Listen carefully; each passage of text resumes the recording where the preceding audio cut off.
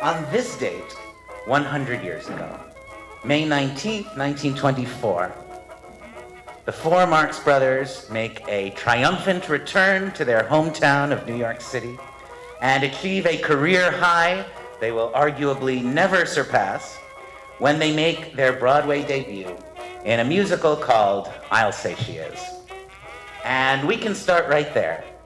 The show is called I'll Say She Is because I'm sure everyone in this room is aware that if it is 1924, and if you are standing on a street corner and a friend says to you in a completely non-creepy, non-lecturous way, in reference to a woman passing by, "Isn't she a beauty?" the proper 1924 response is, "I'll say she is," not "I'll say she is," which doesn't make sense. Not "I'll say she is," which doesn't make sense and is weird. And not even "I'll say she is," which does make sense but is still weird. No. We're talking about I'll say she is, emphasis on I'll. I'm glad we had this talk.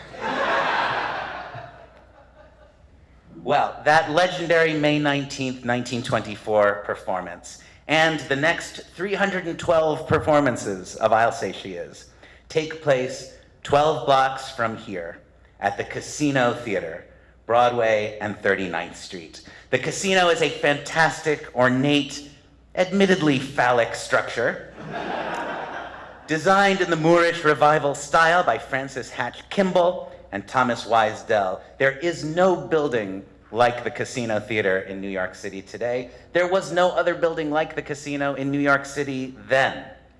This is a place of fantasy, a castle out of a fairy tale, originally built in the 1880s for operettas like The Belle of Bohemia.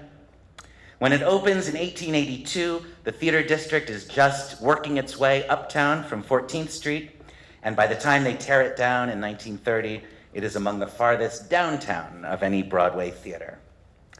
It is the first theater in New York City to be lit by electricity. It's the home of the first Broadway revue, The Passing Show. It is the home of the first musical produced in New York, written by Black artists. That's Clarindy, an off-Broadway show before the term even existed, produced on the open-air stage on the Casino's beautiful roof garden, which is also the first of its kind in New York City. The Casino Theater even has the first modern musical comedy chorus in Florodora, 1900. But by 1924, when the Marx Brothers get there, there is a quality of faded glory. One critic wrote about the magnificent decrepitudes of the Casino, and this kind of fit in with the spirit of I'll Say She Is. Well, I sure wish we could go and look at the Casino Theater today. This event would be held at the Casino Theater, if only we could go there, but it hasn't been there for a long time. It was demolished in 1930, not long after the Marx Brothers' time there, and just before they left for Hollywood. By 1930, the Casino Theater is a relic. The theater district has moved uptown, the garment district is expanding, and so are the garments. And like most of the beautiful buildings in New York City history, the Casino is gone in an instant. These photos are from 1930. They were taken right after the demolition of the Casino Theater. Look at this. You can see the open wound where it used to be, the stigmata of Broadway.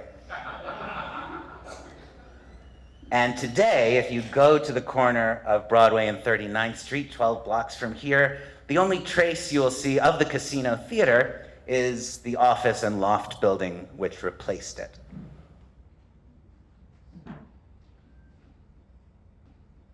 It is easy to overestimate the importance of birthdays and anniversaries. How meaningful is it really that the same date has come around another time on the calendar the way it does every year? You know, birthdays are a big deal for children because a year is a long time when you're a child. But for adults, a year is really nothing. I mean, anything that happens annually is something that happens way too often. Birthdays very much included. If you want to know how short a year really is, get a load of this. The original Marxfest was 10 years ago. That was 2014. It was the 90th anniversary of the New York debut of I'll Say She Is.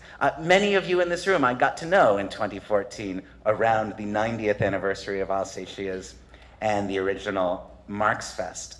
The 2014 Marxfest was also the first public glimpse of my adaptation of I'll Say She Is. I had been working on it for years on paper, but at the first Marxfest, we had a couple of staged readings, which were the first public audience for the revival of I'll Say She Is at the Players Theater, May of 2014.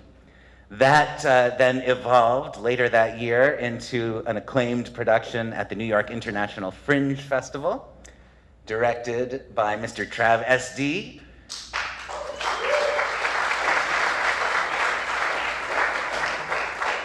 Followed by an off-Broadway production at the Conley Theater in 2016.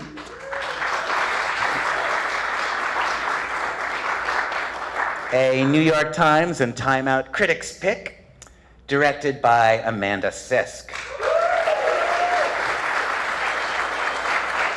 In the summer of 2016. And even that production, which just happened, was 8 years ago.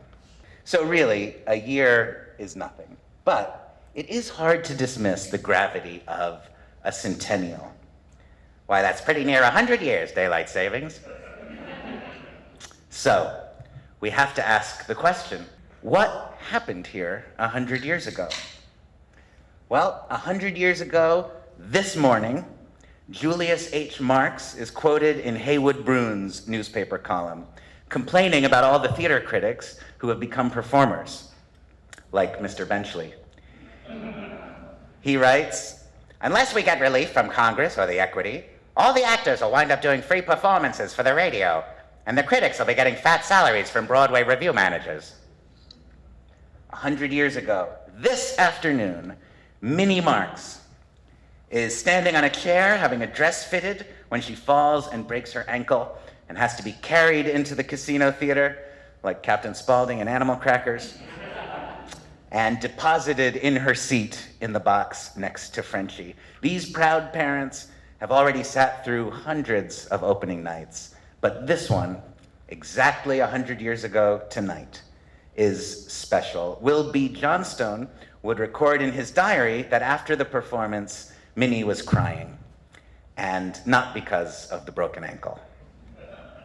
100 years ago today, on this island, Alexander Woollcott fastens his cufflinks and puts on his hat and goes to the casino theater to see something from which he did not expect to gain a deeper and richer sense of joy than he had known before, and at least one of the best friends of his life.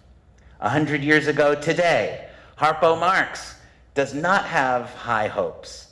He does not feel the weight of history on his shoulders, and in his immortal memoir, Harpo Speaks, he recalls the afternoon of May 19th, 1924, which he spends at Lindy's, the restaurant we looked at its location on our walking tour yesterday, Broadway and 49th Street. At this point, I would like to welcome some good friends to tell the next part of the story. Here to read the words of Alexander Woollcott is Woollcott fan and scholar and the administrator of the Alexander Woollcott, the Town Crier group on Facebook. Please welcome Mr. Brad Sohlo.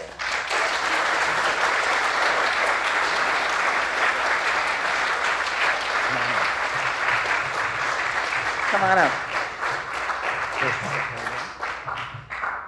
And here to read the words of Harpo Marx is one of the two performers in history to play the Harpo Marx role in I'll Say She Is. Please welcome my Marx brother, Mr. Seth Shelden.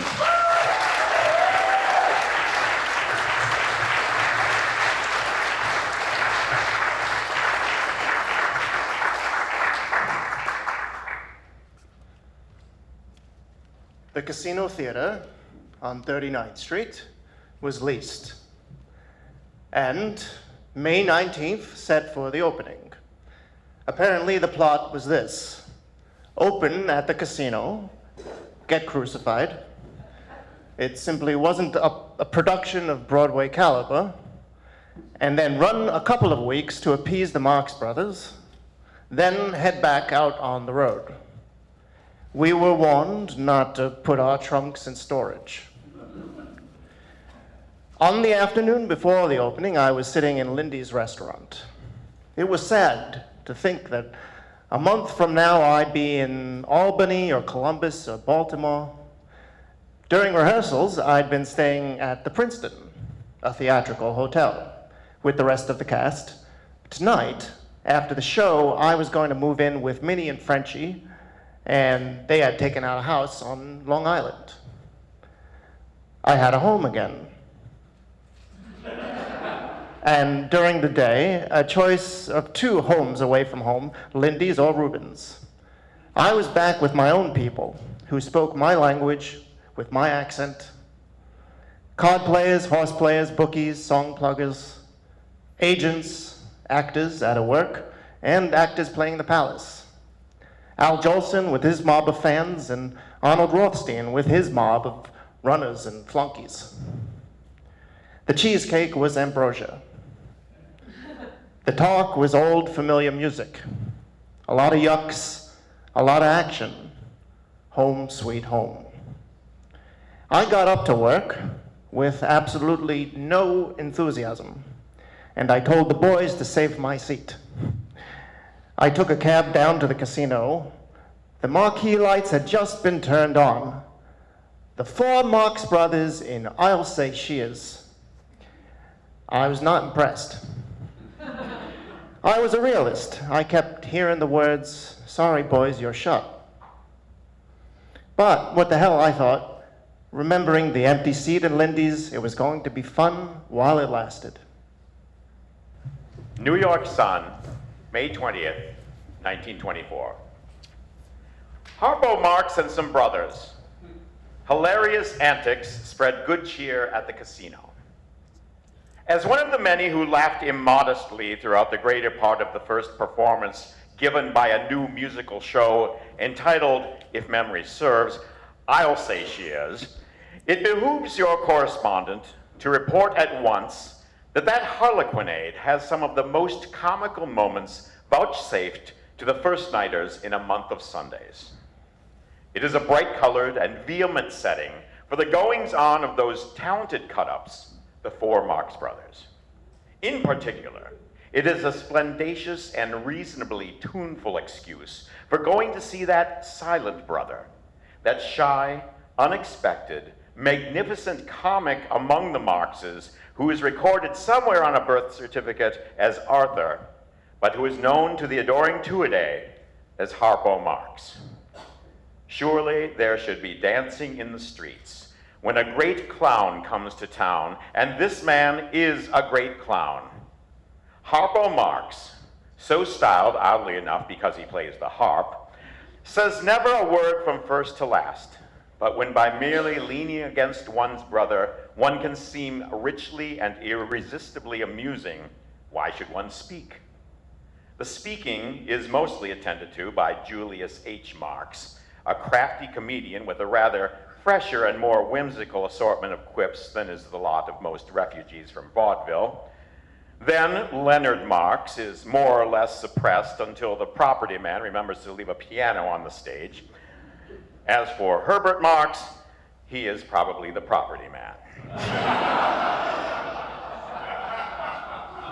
The rest of the present extravaganza is much as usual, with the regular allotment of statues coming to life, lithe young gentlemen covered with gold or bluing, and a touching number called Wall Street Blues, which is sung, for some reason, by a small, shrill young woman wearing blue sateen overalls.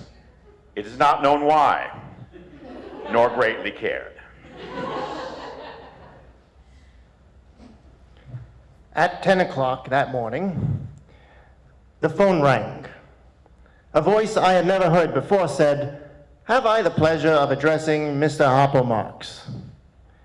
From the way he spoke, I couldn't tell if he was a con artist or a ham actor that Groucho had hired to pull a gag on me.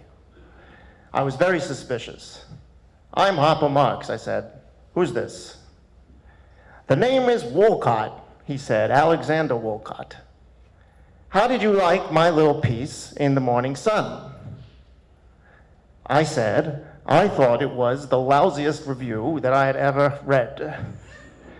And he laughed so hard, I had to hold the receiver a mile away. May 19th, 1934. Dear Harpo, it was 10 years ago this evening that, thanks to an accidental tour to the casino, I first laid eyes upon you. No other accident I have ever been involved in has contributed so much to my enjoyment of this world. I love you dearly, and I think the chances are that I will continue to do so until one of us dies. After you, Alphonse.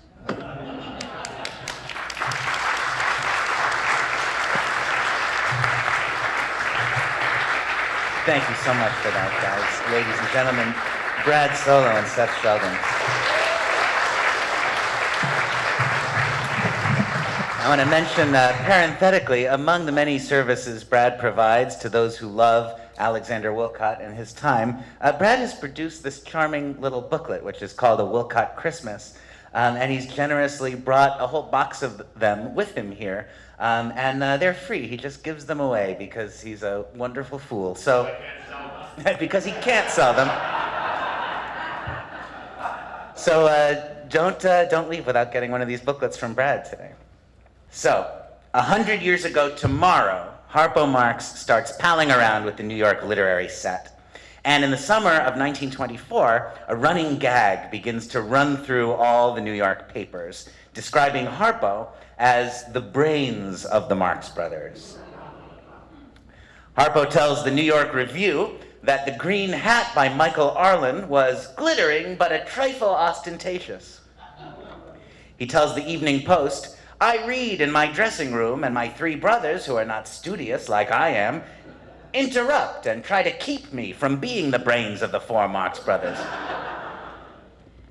Well, Groucho, having had just about enough of this, fires off a message for Woollcott's column.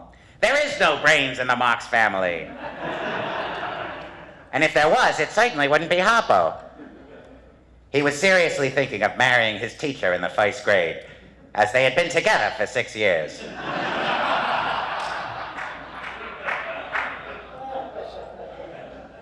And then Chico joins in. Chico writes a guest column for the Evening World in which he proclaims himself the only one of the four Marx Brothers that is handsome. "I have the pulchritude. I mentioned that word to Brains Harpo, and he thought it meant powdered sugar."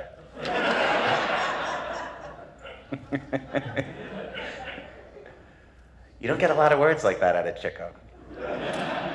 Well, in order to understand I'll Say She Is, and in order to grapple with what happened here in Manhattan 100 years ago, let us rewind slightly and examine the prehistory of I'll Say She Is, and specifically the other team of brothers who created it. In his time, Will B. Johnstone.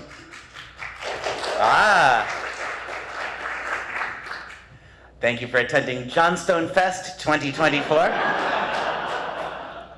Whatever will be, will be. He is a creative Renaissance man, mostly remembered as a screenwriter because of his contributions to the screenplays of two of the Marx Brothers' best films, Monkey Business and Horse Feathers. Johnstone is also one of the 8,000 gag writers on A Day at the Races. In his time, he is much better known as a political cartoonist for the New York World, which is his day job for decades. And in that capacity, he creates one of the iconic images of the Great Depression, the naked taxpayer wearing a barrel. Barrels were on his mind in those days, apparently. But Will B. Johnstone is also a man of the theater. He is a lyricist and a librettist. He has two brothers who are both composers, Alexander Johnstone, his older brother, and then his younger brother and more frequent collaborator, Tom Johnstone. The Johnstone brothers, in various combinations, they write or co-write about a dozen musicals in the teens and 20s. I'm very happy to say that here with us today, we have Will B. Johnstone's great-granddaughters, Margaret Farrell and Liza Farrell Stover.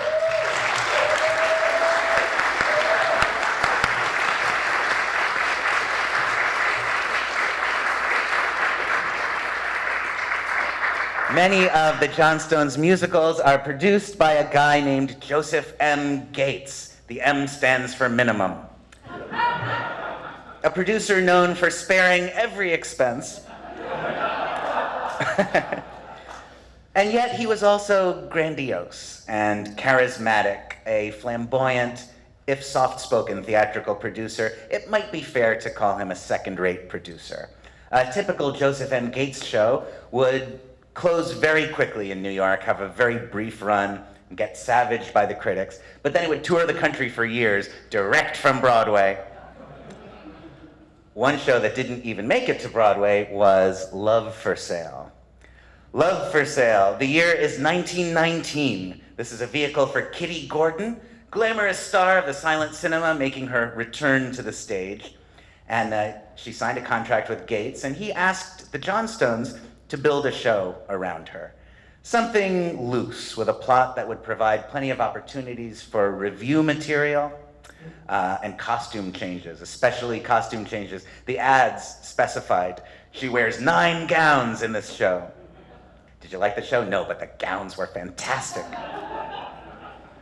So, Will B. Johnstone comes up with an idea, the birth of a notion, where Kitty Gordon would play a bored heiress looking for thrills, known only as Beauty. And there's a big article in the paper. It's front page news. Society woman craves excitement. Beautiful heiress promises her hand, her heart, and her fortune to the man who can give her a thrill. She is a victim of suppressed desires. She has complexes because she has never been in love. And so, each successive scene in the review represents an attempt by one of these suitors to give her a thrill. But there's one who she kind of obviously likes, and in the end, she realizes that the greatest thrill of all is the thrill of love. That's the plot. Get used to it. Love for Sale is kind of a doomed production, but 3 years later, when Gates needs something quick for the new Schubert Advanced Vaudeville circuit, he tells the Johnstones to dust off the thrill show and turn it into a vehicle for the Gardner Trio, with Arlene Gardner in the role of Beauty. And along with a good deal of material left over from Love for Sale, they add a lot of material and also a lot of cast members from more recent Gates and Johnstone shows, especially Take It From Me and Up in the Clouds. So the entire package is now titled Gimme a Thrill. Great title.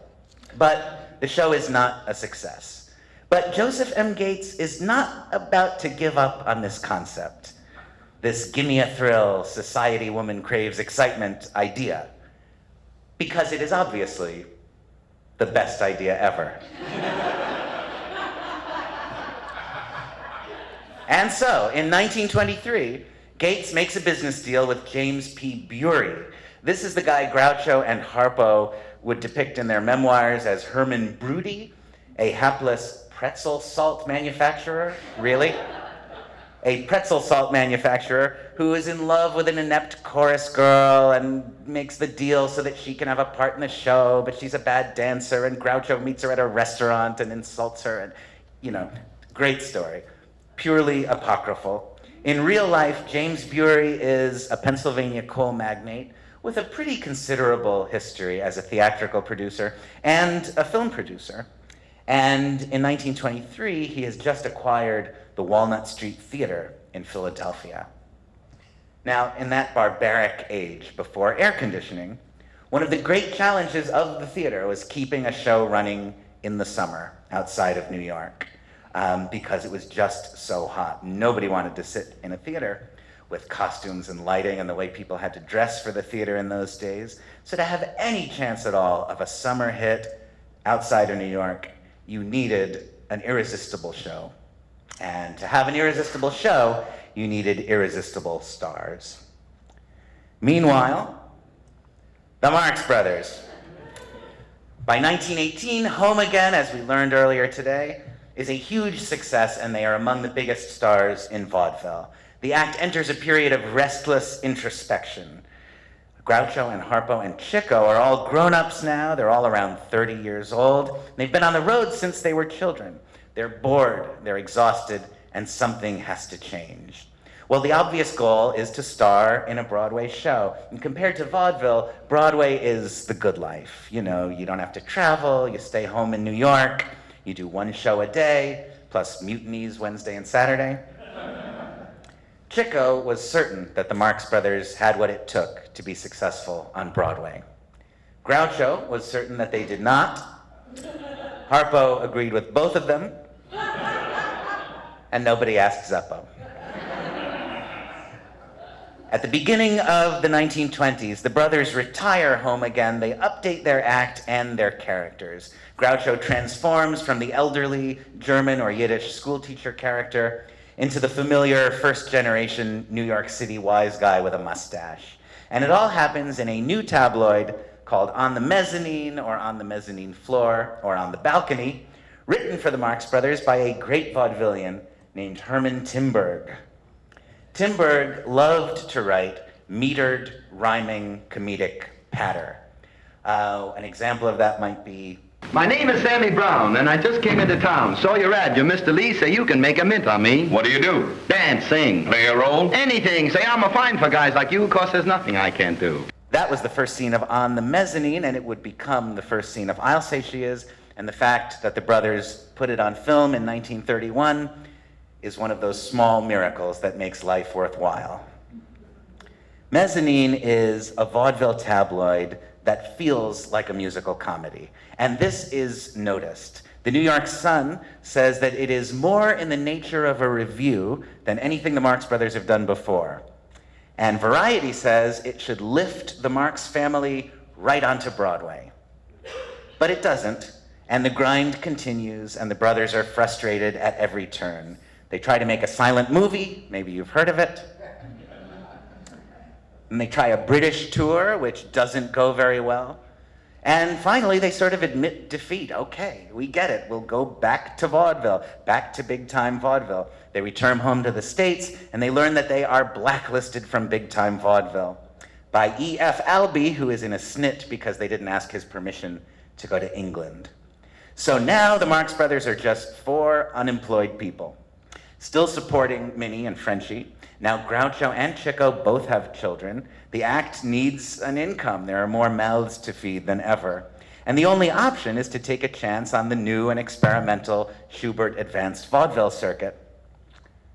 But Schubert Vaudeville is a sinking ship, and the Marx Brothers' 20th Century Review sinks with it. Now, another show that has sort of fallen apart on the Schubert Advanced Vaudeville fiasco is Gimme a Thrill, the second iteration of the Will B. Johnstone, Joseph M. Gates review about a bored heiress looking for thrills. And the implosion of Schubert Vaudeville is really the Big Bang event that creates the conditions necessary for the creation of I'll Say She Is, by putting all the key players at liberty at the same time, knocking around New York without a show in March of 1923. The producer Ned Wayburn, author of The Art of Stage Dancing, a real page-turner, and an early mentor and manager to both Groucho and Gummo, is the mutual acquaintance who puts the Marx Brothers and the Johnstone Brothers in a room together. In fact, it's this room, Ned Wayburn's office, and encourages them to come up with something for Gates and Bury and the Walnut Street Theater. The show they scrape together is built on the Gimme a Thrill plotline, incorporates material from Love for Sale and the other Johnstone and Gates reviews, as well as material from the Marx Brothers' earlier shows, along with some completely new material, including, and especially, the Napoleon scene, arguably the most important piece of material in the Marx Brothers' career, and written by the first great Marx Brothers writing team, Will B. Johnstone and Groucho Marx. So that is the prehistory of I'll Say She Is. That takes you right up to the moment that I'll Say She Is exists. But it exists for almost a year before it opens in New York. And what happens to it during that year is very important in making its New York success possible. It begins with 3 tryouts in Allentown, Pennsylvania, and then there's this triumphant summer at the Walnut. I'll Say She Is a phenomenon in Philadelphia in the summer of 1923, where the circumstances are exactly right. First of all, 2 weeks into its Philadelphia run, when the Theater Guild production of Scandal closes at the Lyric Theater, I'll Say She Is the only show in town, literally the only show open in town. If you're going to see a show in Philadelphia that summer, it's pretty much going to be I'll Say She Is. In addition to that, it is hot. It's a sweltering summer, and the Walnut Street Theater advertises itself as the coolest spot in town. One news item specifies that the theater has 4 enormous Typhoon fans, 2 over the proscenium arch and 2 in the rear of the house, which drive the cold air from tons of ice directly into the theater. So maybe that did the trick, but it's a wonder anyone heard anything with no amplification, a full orchestra, and 4 enormous Typhoon fans. The Marx Brothers fully expect that at the end of this Philadelphia run, the producers would make good on their promise and bring I'll Say She Is to Broadway. But Gates and Bury thought maybe first the show could use 3 weeks in Boston, and then maybe a week in Pittsburgh, Detroit, Chicago, Kansas City. Ultimately, another 36 cities in 8 months, and then one last 3-week trip back to Philadelphia for a tune-up at the Walnut before they go to New York. One thing the show acquires after leaving Philadelphia is a new leading lady. The role of Beauty was initially played by Muriel Hudson, and then during the Walnut run, it was taken over by Peggy McClure. But when the show goes to Boston, the role is recast, and Beauty is played by the performer who would remain in the role through the Broadway run and beyond. This is the artist Alexander Woollcott would describe as the abundant Lotta Miles. Her real name is Florence Rayuti. Florence Rayuti acquires the name Lotta Miles while working as a model and mascot for the Kelly Springfield Tire Company. She is not the first or the last Lotta Miles in that role. She's preceded by Jean Newcomb and succeeded by Norma Shearer. But Florence Rayuti is the only one to keep using the name professionally and billing herself as Lotta Miles in theatrical engagements after that. I'm a big Lotta Miles fan, and even though we've never been able to find any film or audio of her, an impression of this woman definitely comes across in what was written about her and in what little quoted material we have from her. And you know, as Margaret Dumont and Thelma Todd would demonstrate on film, in order to hold your own against the Marxes in material like the Napoleon scene, you also have to be a great comedian. Margaret Dumont was a great comedian, and so is Thelma Todd, and undoubtedly the same is true of Lotta Miles.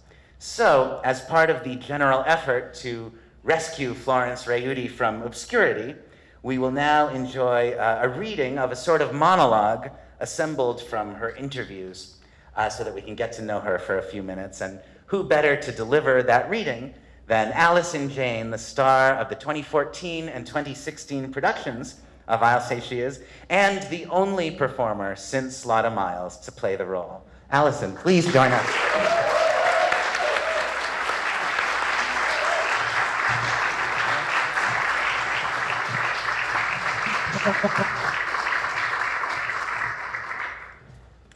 I am the most photographed girl in America.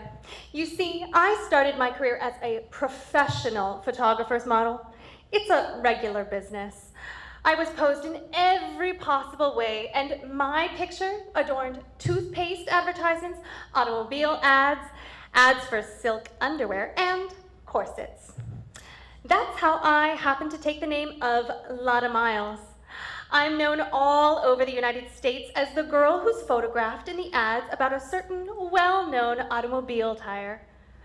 When I went to the stage, I took the name Lotta Miles because the automobile tire is supposed to last a lot of miles. Isn't that unique? I like musical comedies best. I never had the slightest desire to be a second Ethel Barrymore. I'm content to be myself as long as I can be a success. I worship success. And I don't care just how I make my success as long as it's genuine. If I have any ambition, it's simply to be a success.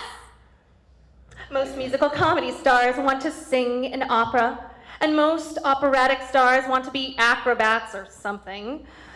Well, I'm different. I want to be a musical comedy star, and that's that. I am not working towards anything. I am content to let nature take its course.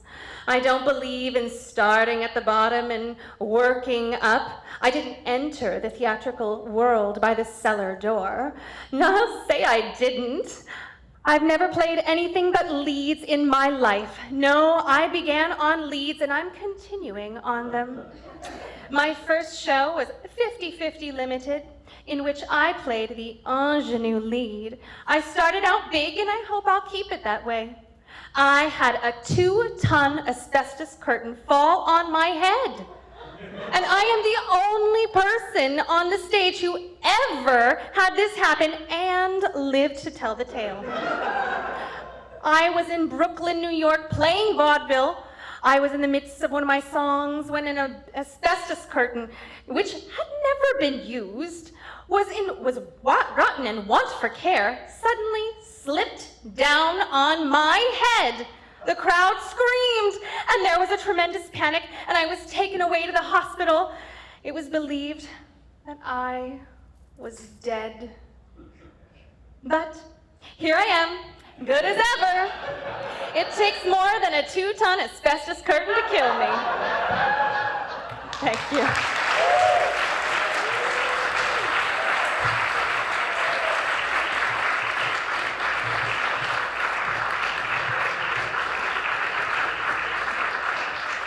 Well, now here is something I don't think we've ever seen before. This is the original Broadway cast of I'll Say She Is.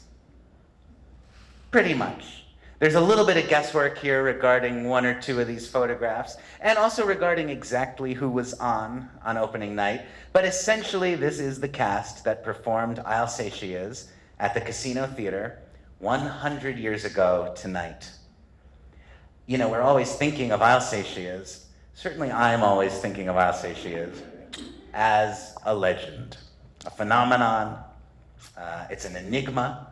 But, you know, what it also was, and what it really was, is a show. You know, it's a musical like all the other musicals. And it was created in rehearsal studios in Midtown Manhattan by writers and performers, led by directors and producers. Can any of the Marx Brothers experts in this room tell me who directed the original production of I'll Say She Is? Well, Eugene Sanger was the man's name. Eugene Sanger, an old-timer who made his Broadway debut as a performer in 1887, when Chico Marx was 2 months old. Choreographer was Vaughn Godfrey. Herbert Ward was the art director. You know, it was a show. And for me, it became easier to think of I'll Say She Is as a show when we turned it back into a show.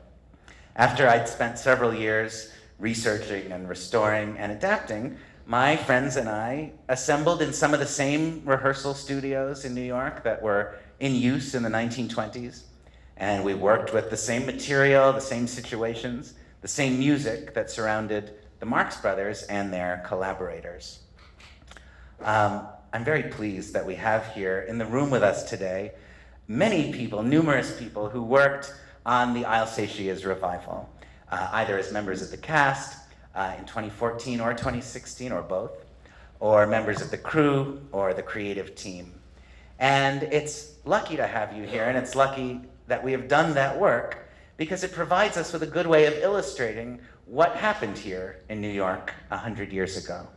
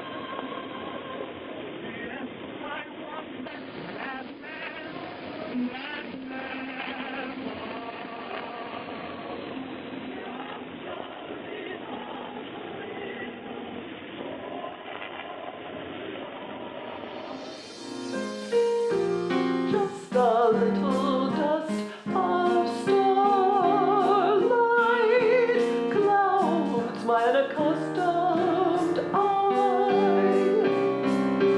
Just when I see through it, the fantasy gives. I plan to see to it, the fantasy lives. Someone who will share each sunrise, living with me hand in glove. Yes, I want the tragic magic of just a little thrill of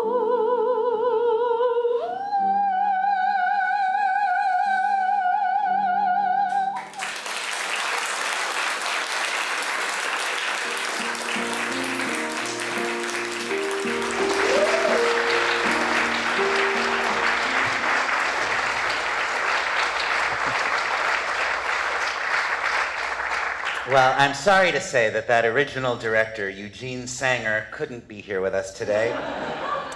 But I gotta be honest, Eugene Sanger is only my third favorite person to direct I'll Say She Is. Earlier we mentioned Mr. Travis D., who directed the 2014 Fringe production. And yes, indeed. And now to talk a little bit more about the thrill of directing, please welcome the director of the 2016 production of I'll Say She Is, Amanda Sisk.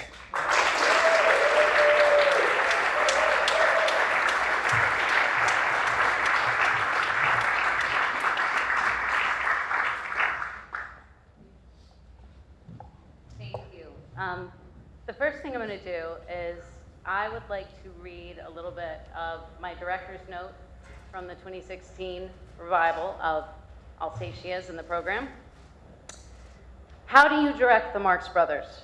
I asked this question of Travis D., Nero vaudevillian impresario and director of the 2014 Fringe NYC production of I'll Say She Is, during an interview for a prospective documentary about the show. But really, it was to prepare myself for the Herculean task of directing the 2016 production of I'll Say She Is. I needed to know, how do you direct the Marx Brothers? His answer, very carefully. With this show, we were answering not only to regular audiences who wanted to have a good time at a musical comedy, but to some of the world's most knowledgeable Marx Brothers fans. We didn't want to do a pure recreation of Marx Brothers material. We wanted to faithfully adhere to the spirit of the brothers, what the brothers might have done. The majority of that task happened in the rehearsal studio, where we saw what worked on paper, but not in practice, and vice versa. We went through hundreds of pieces of business, sometimes throwing out a heartbreakingly funny bit because it just wasn't right for those 4 guys.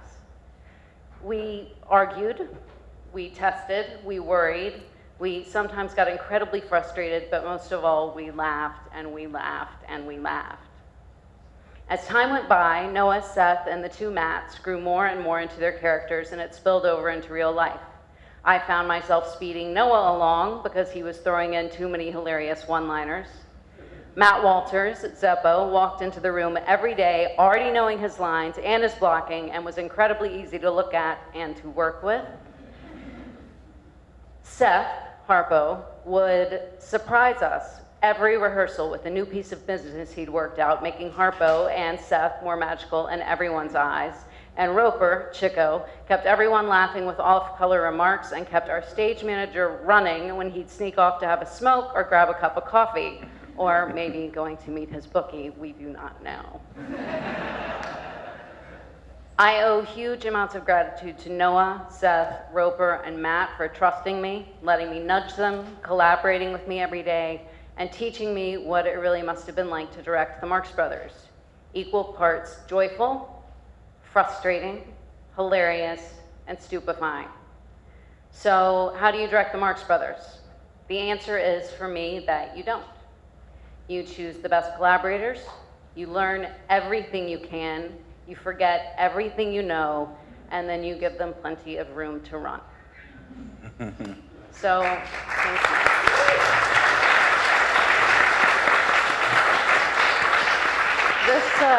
This program is actually just marked up by me and signed by several members of the cast, if anybody would like it. All right, yeah, you can have it, because we have like 500. So there you go. Okay, great. Thank you. Taking that off of my hands. So, from here, where do we go from here, folks, as Chico asked in the trailer for the big store? Well, every time we do an event or a Q&A, we're always asked if we're ever going to show more video from the 2016 production. And today, in order to illustrate what happened here 100 years ago, we thought might be a good time to do that. But how do you choose? How do you choose? And we decided maybe we should leave it up to the director. So Amanda has chosen 8 clips from the show. Some are very brief, some are somewhat less brief, and we're going to share them with you now. What are we going to look at, Amanda? The first thing we're going to see is the curtain opening for the first time. Which happens during the opening number. Yes, yeah, well, sometimes it didn't, actually, but that's a totally different story. Totally different story. Yes, this is one of the times when the curtain did open on the first number. It's a melody, sweetly telling me all I need to know. When the snappy rhythm surges, syncopated urges, make me want to start the show.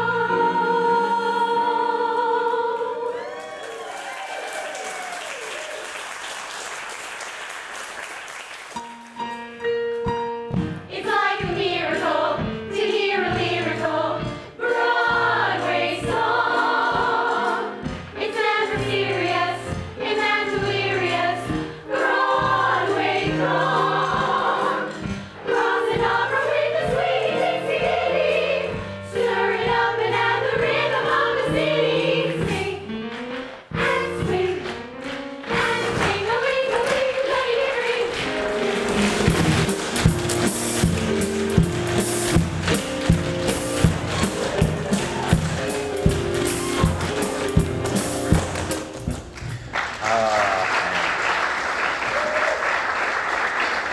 Okay, I'm calling them chorus girls because that's really the role, the name of the role that they're playing. These are not girls, these were very strong, powerful people who were leading this effort. Because the curtain opens and you see for the first time what you're gonna watch. You're gonna see a musical. It's not just 4 brothers in one doing scenes over and over again. This powerful chorus starts, they take us in, they take us out. They're the through line throughout the entire thing, and they are very strong and very much stand up for the punchline, for the Marx Brothers punchline. And that's why they have to be there. And they're also beautiful. So I wanted to show that first. And we're very happy to have with us today 4 members of the 2016 chorus and 1 member of the 2014 chorus from I'll Say She Is, and we will meet them in just a little while. And it really is true, if you want the feeling of a 1920s review, it can't be done without a chorus. What's next? The next part is a piece of the theatrical agency scene. And Noah talked about this earlier, and a lot of people have seen it, and I'm showing just the part from where the scene kind of breaks down. Well, what do you think of him, Mr. Lee? I wouldn't give him $1 a week. Not so loud, he'll take it.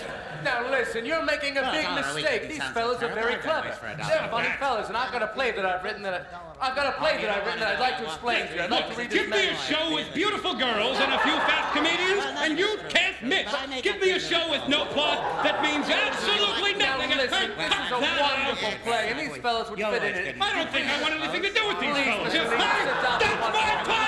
No! Everybody out! That's it! I'm going to sit and read my newspaper like I put... Yes, I'm Mr. Lee. Hello. Hey, get off of the desk! We've spoken about this already! Get off the desk! Stop my telegraph! Oh, you boys! I'm a man. This is a man.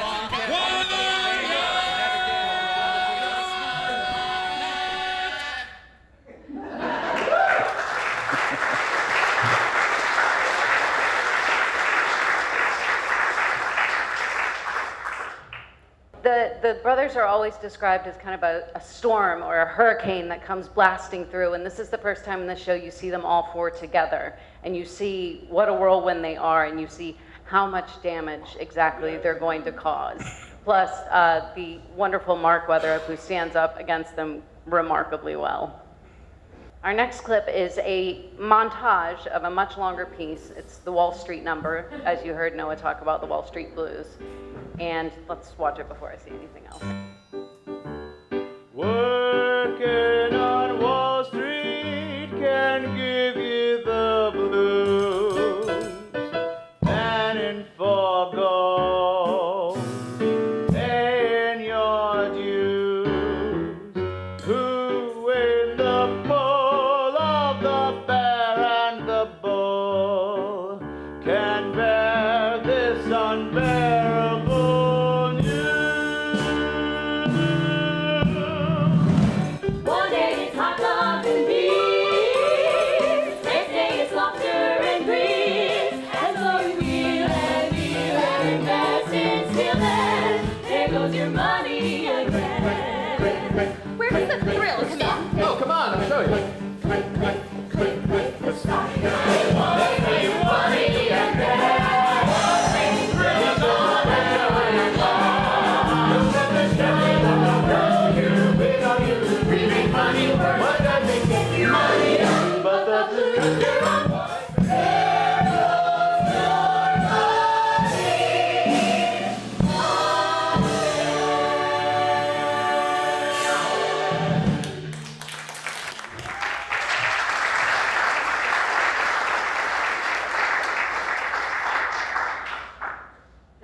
This was the first real production number, the first time we asked you to focus on something besides the Four Brothers, surrounding the comedy of the Four Brothers.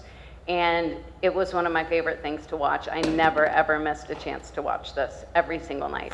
And one of the reasons it was so brilliant, the reason it was so brilliant is because Noah had a box of parts, and he handed them to Sabrina Chap, who is somewhere here. And she put this together, she's over there. And she put this together meticulously, and Shea Sullivan moved all of those people around that stage so brilliantly that it became one of the best numbers in the show. And that is the reason it just grabbed everybody from the beginning. I'm sorry it's stuttering, but it was just absolutely wonderful. And the costumes done by Jules made it everything that it was.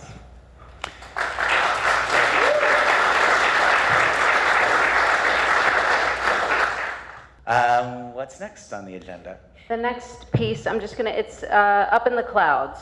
The song itself is one of my favorite songs by the Johnstones. It comes from their show Up in the Clouds. And it's the kind of thing we imagine probably happened a lot in I'll Say She Is. So let's just watch the clip. We're dreaming daydreams up in the clouds, far, far away dreams up in the clouds, through a land of rainbows we ever roam, joining in song with the lovebirds flying home. We float in splendor.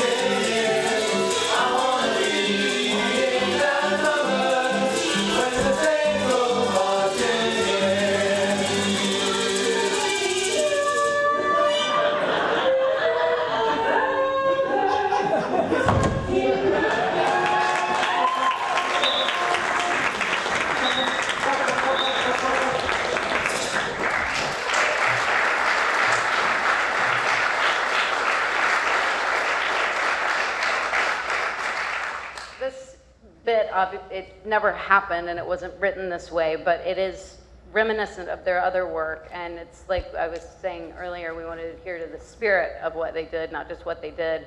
And we can imagine that during their runs and during their shows, there probably were many times when they just blasted right through the polite conventions of what was going on stage and surprised their other performers with antics and one-liners and possibly even interrupting an entire song. The specialty numbers that were a part of the shows around this time, there were dances and songs and a lot of stock pieces that went into these shows. And during the 2014 revival, there wasn't enough time, resources to do these things. So part of the promise of the 2016 revival was to add these pieces back in. And so what we're going to see is one of the dances that we had, the Pygmalion and Galatea ballet, followed by a tramp ballet. And this was performed by our featured dancers, one of whom is here today, Peyton Lustig, and Adela, sorry. And so we're going to, we also had the Apache dance, which was another wonderful piece, but we're going to show the Pygmalion and Galatea ballet right now. All you gotta think about a Pygmalion. He carved the statue of Galatea. He fall in love, he bring the statue to life. Then he get it through. I'm as cold as a marble statue. Can I ever be brought to life by Galatea?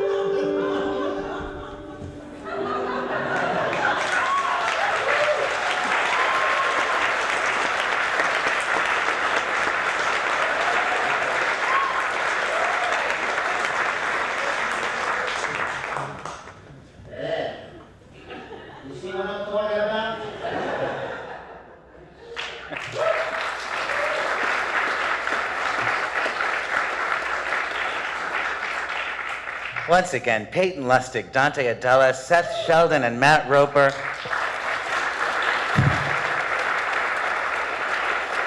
Choreography by Shay Sullivan, and how about the classical piano of Sabrina Chap?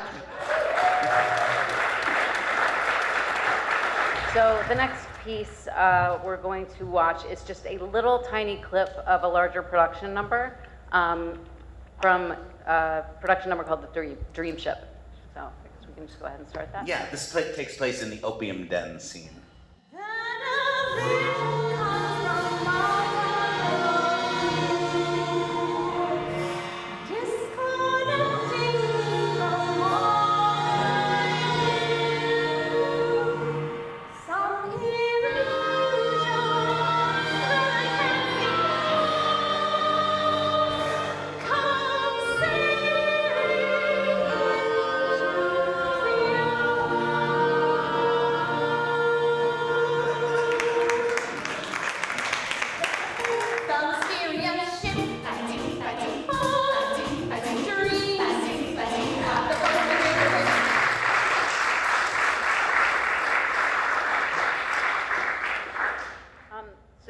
Is very much part of the original show, but we added this creepy Seth crawl with the oboe across, and it very much brings to mind the magic of Harpo and how he can just float in and out of people's dreams as well as in and out of reality. Plus, we got to show off how many instruments Seth can actually play.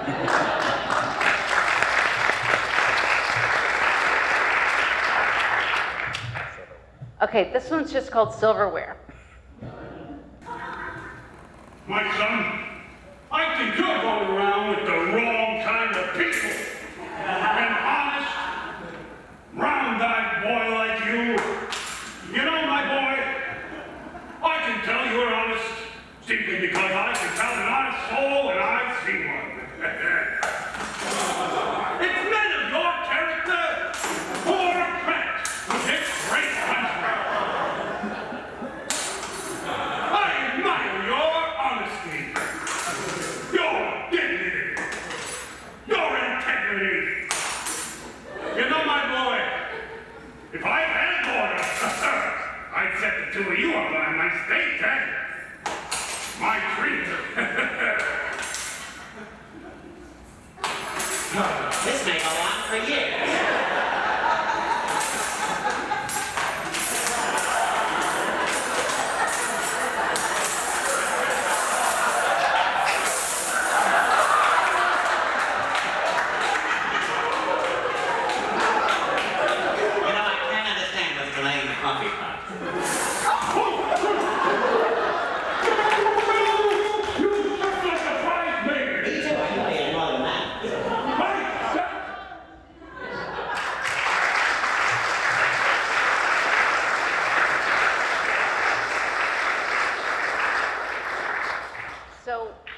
Familiar with this piece, and this part was something that Harpo was known for. Everybody wrote about it, but I never realized how funny it really is until you have someone great standing up in front of you without any camera angles, without just being right in front of you and seeing how much silverware comes out of that man's coat.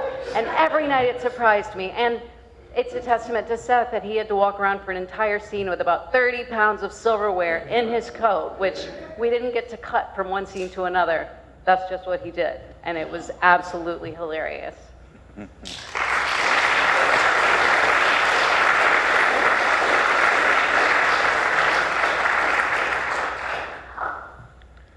Okay, and the last thing we're going to see is a clip of a much longer scene called the Napoleon scene. Emperor of the world, what is there left for me to conquer? Go to the North Pole, go to Africa. Go to Mexico, fight anybody. What, and leave my darling Josephine alone with the court? Napoleon, how can you doubt my love? Well, there's a lot of heavy lipping going on around here. Forgive me, my queen. Pardon me, may I borrow that a moment?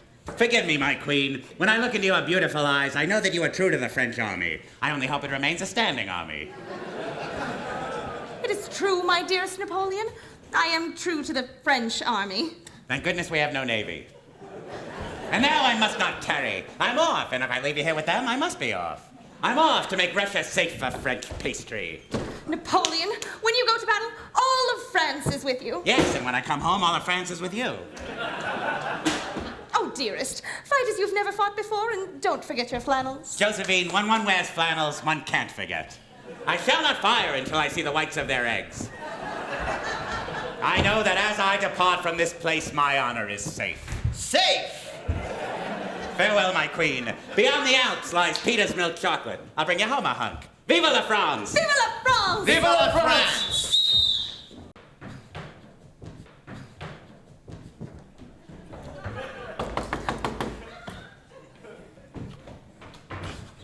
Josephine! Alphonse, at last we are alone together. I thought you were never coming. I thought he was never going. Are you sure he's gone? Yes, he kissed me goodbye. Alphonse, hide. Someone's coming. 10 seconds I have been gone, and she is still vertical, and no one is here. She loves me. She is true. Alfred, bring champagne. And a ham sandwich. Never mind the ham, never mind the bread. Just bring the check, and never mind the check. I thought you were at the front. I was at the front, but nobody answered the bell, so I came around here. Are you looking for something? Yes, my sword. Oh, there it is, my darling, just where you left it. Yes, I see the point. You're not getting your money back. You know, I wish you wouldn't open sardines with my sword. My infantry is beginning to smell like the Lenox Avenue local. Well, farewell, my queen. I'm going. I'm going any minute now. I run on the hour and the half hour. Remember, Napoleon, I expect you to return home victorious. We cannot lose. I am fighting for France. I'm fighting for liberty. And I'm fighting for these 3 snakes hiding behind the curtain. Tomorrow he's not wearing anything, so get your tickets early. Farewell, Queenie, and if my laundry comes, send a general delivery care of Russia. And count it, I was a sock short last week. You might sew on a button hither and yon. Hither is not bad, but yon is terrible. Vive la France! Vive la France! Vive la France! Vive la France! Josephine! Alphonse, hide. Hey, Josie. Did he go? Who? Anybody. Oh, Josie, you're so beautiful. Yes, but remember, Francois, I am an empress. Well, you don't impress me very much. Hey, why don't you marry me? Oh, but what about Napoleon? I'll marry him, too. He's got money. Well, that's bigamy. That's bigamy, too.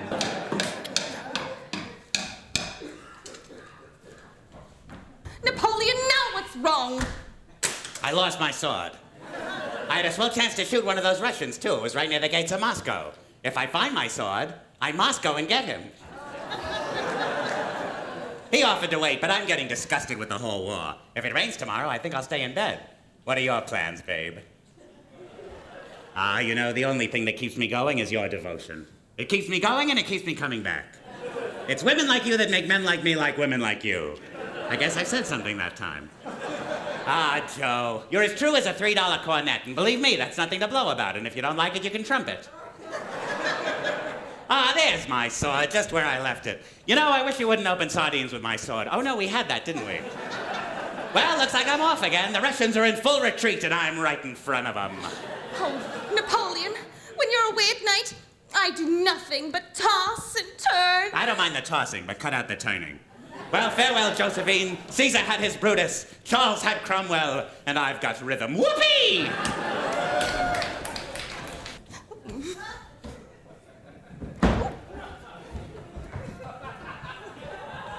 Gaston, at last we're alone together.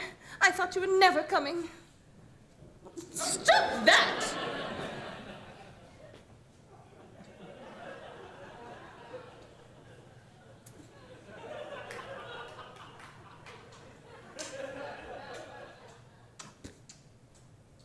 Hey, cut it out.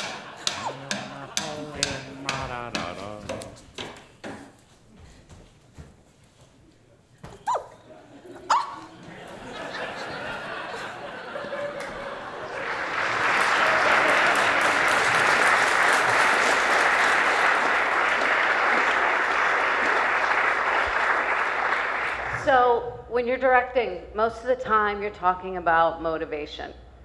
Why am I doing this? Why am I picking up this vase? Why am I throwing fruit at this guy? And with this, it was far more difficult to figure out. And when I was walking it, I kept thinking of Harpo delivering ice. And first of all, he's delivering ice to people who do not want ice at all. And then finally, he just starts running through the room and chunking a block of ice out the window. His motivation is not to deliver ice. His motivation is to run through the room and throw ice out window.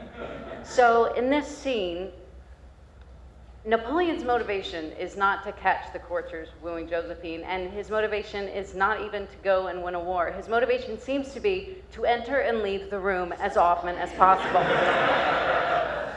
And the courtiers' motivation doesn't seem to be to woo Josephine. Their motivation, and it's definitely not to hide from Napoleon.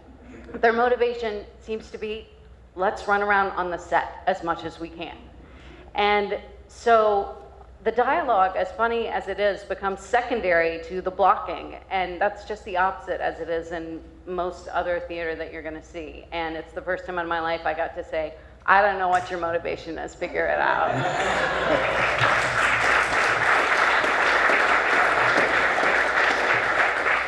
So one thing that I do want to talk about, that Noah tends to lose his voice when he's about to perform, sometimes.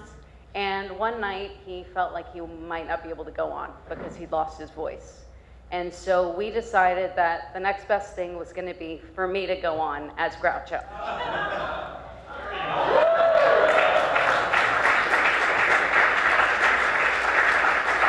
So we did a makeup test, and we did, one time he was missing during a sound check, and so I grabbed a mic and did part of the Napoleon scene for him. Napoleon, I kind of stopped the show. I'm very glad to be here, but I think you ought to know. The battle is heating. Good to see ya. Now I'm leaving. Hail Napoleon, back in the course. Hail Napoleon, show your support. His life is empty, this is his resort. But still I'm thrifty, 'cause I'm a little short. Hail Napoleon, you won't be small when you conquer them all. God bless you, I guess you know what I mean. We're getting to an upsetting routine. We're hurdle, the infernal machine. Yes, it's a Napoleon scene.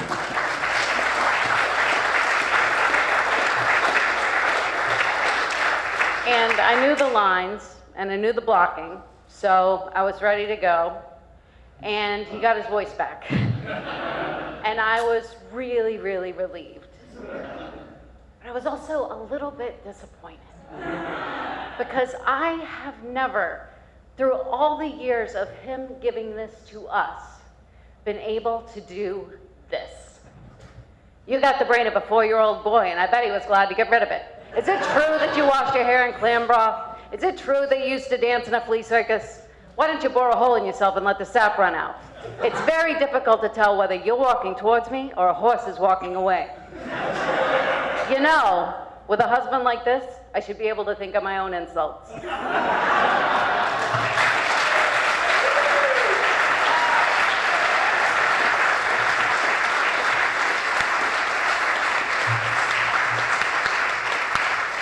Ladies and gentlemen, the director, Amanda Sisk.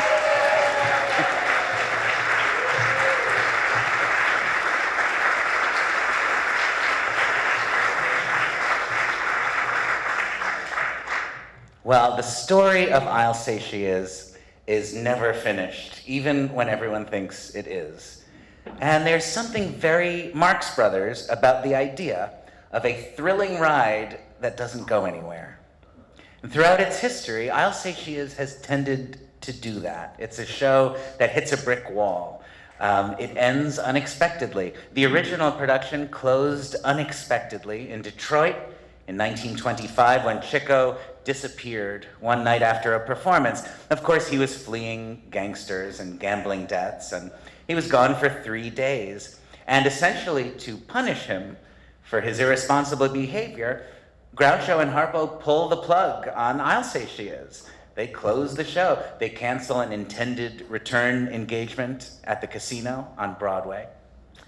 And then in 2016, the revival of I'll Say She Is was getting rave reviews and selling out every night. It seemed like a commercial transfer was in the cards. And that production, too, closed unexpectedly due to an injury. For some reason, the universe seems to have a law that nobody is ever allowed to know that it's the final performance of I'll Say She Is.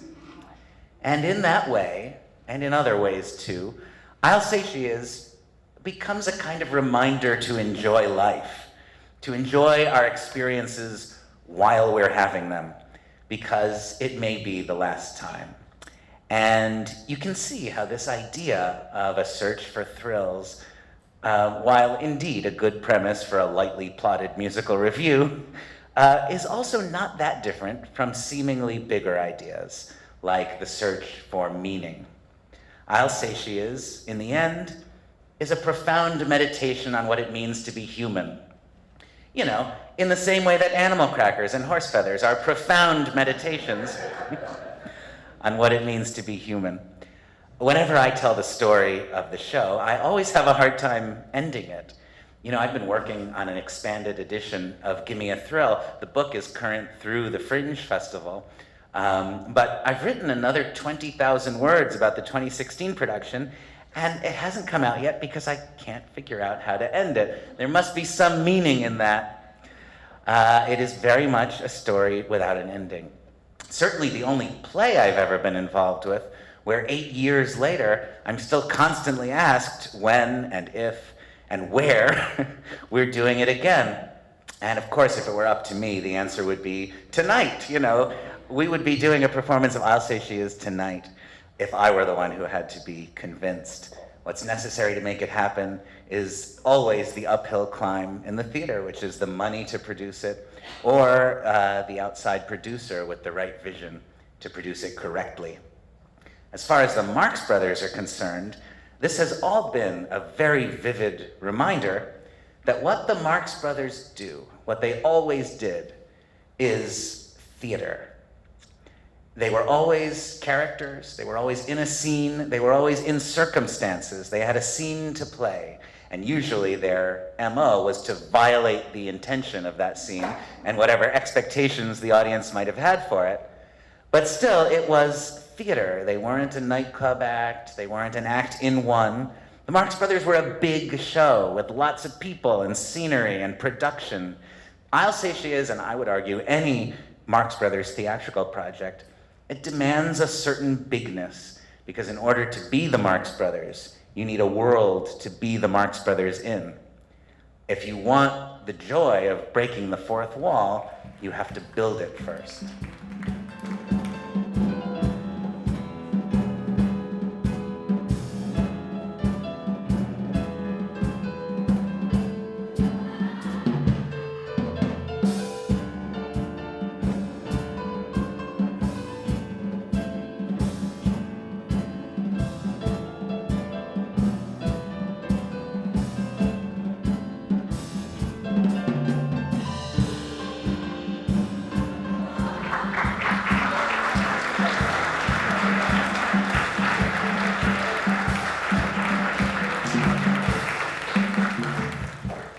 The stage versions of Coconuts and Animal Crackers really are musicals, meaning that the songs are not interruptions, they're an important part of the show. They help create a world for the Marx Brothers to disrupt. Now, for many years, before I ever heard any of the music from I'll Say She Is, I had read a lot about how bad the music from I'll Say She Is was, and that's mostly from Groucho, who in his book, Groucho and Me, calls it the most undistinguished score that ever bruised the eardrums of a Broadway audience. Alexander Woollcott was only slightly kinder, calling the show reasonably tuneful. So when I started to learn about the show and to hunt down the songs, I was surprised to discover how great the music was. Tom Johnstone's music, you know, some of it is ordinary for its time, but ordinary in 1924 is utterly charming today. And there is some music in I'll Say She Is, and in the wider Johnstone catalog, that is just beautiful by any standard. I couldn't have spent all those years working on I'll Say She Is if I didn't love the music. And in the effort to recreate the show, when Trav and I first started at the original Marxfest to put this together, we knew that we needed a musical collaborator who would take care of the music, with the same love and attention that I had lavished on the book and the lyrics. And Trav and I were very fortunate to meet the songwriter, composer, and performer, Sabrina Chap, mentioned earlier. She is brilliant and her work is beautiful, but most importantly, she genuinely loved the music, and I'll say she is. And for 2 years, Sabrina took care of this music. She developed it and arranged it and elaborated upon it, and she made it sing. And we will meet her in just a moment and close with a few songs. I'll Say She Is about a woman looking for thrills. And the song, Gimme a Thrill, an important song in the show, occurs early in the first act. So obviously, this is going to be a classic musical theater I want song. And it is, except that in the idiosyncratic world of I'll Say She Is, in the original production, Gimme a Thrill was sung not by Beauty, but by Ruby, her social secretary, who, as it turns out, is also looking for thrills. Beauty sings a different song, Thrill of Love, but in my adaptation, I decided that Ruby, rather than being Beauty's social secretary, would be her aunt and legal guardian, and I switched their songs. So Beauty sings Gimme a Thrill, and Ruby sings Thrill of Love. Now, during the time I was working on the adaptation, Gimme a Thrill was one of the songs that I was unable to find. And I dealt with those songs by writing new lyrics to Johnstone music from other shows. So in this case, I knew what kind of song Gimme a Thrill would be. I had the general idea. I knew what had been written about it. And I found a song called For Love, with pretty delightful music by Alexander Johnstone from a 1918 musical called Fiddler's 3. You be a good dear, help me all you could, dear. Chop the wood, dear, for love. For helpy help, dear, Monday at the tub, dear. You scrub, dear, for love. We be a pair well mated, as glove matched as glove. I'd fry fishes, dear. I'd wash dishes, dear. That's what I do for love. So here to perform Gimme a Thrill, as it was heard at the Conley Theater in 2016, is Allison Jane, accompanied by I'll Say She Is musical director, arranger, and band leader, Sabrina Chap. Welcome.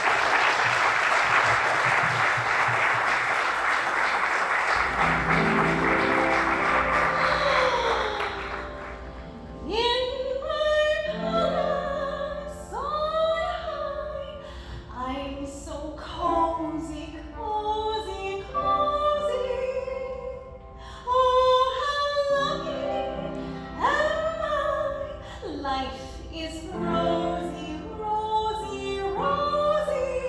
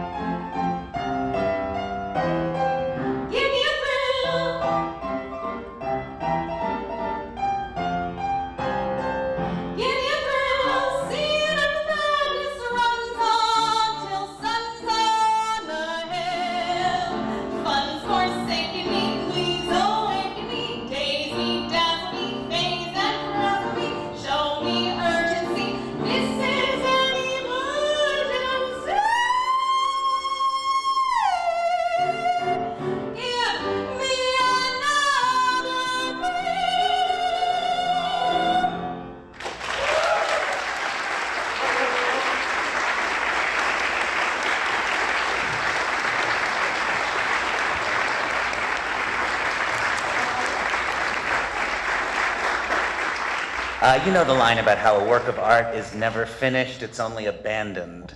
Well, the same is true of research. And there are many examples, I'm sorry to say, of significant pieces of material from I'll Say She Is, which have turned up since the off-Broadway production. And one example is the original version of the song Gimme a Thrill. It is actually the second version. There's a song called Give Me a Thrill, which is from Love for Sale, the Kitty Gordon show in 1919.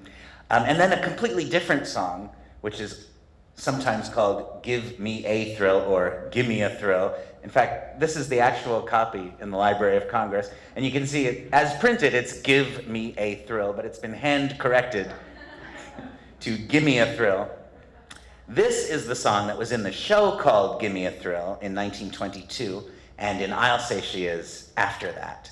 This is the song that was performed by Florence Hedges in the role of Ruby in I'll Say She Is at the Casino Theater 100 years ago tonight. And we did not have this song in 2016. So what you are about to hear is very likely the first public performance of this song since the original I'll Say She Is closed in 1925.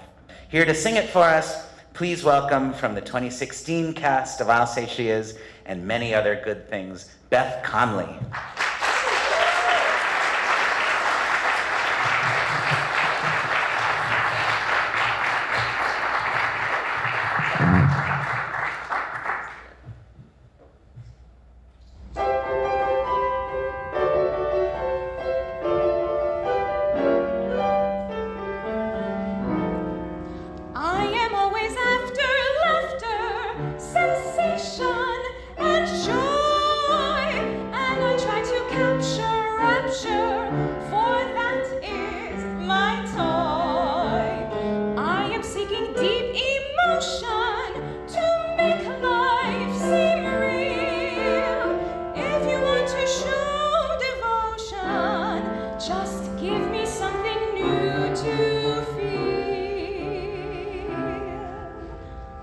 Won't you please be sweet and nice to me? Won't you please give me a thrill?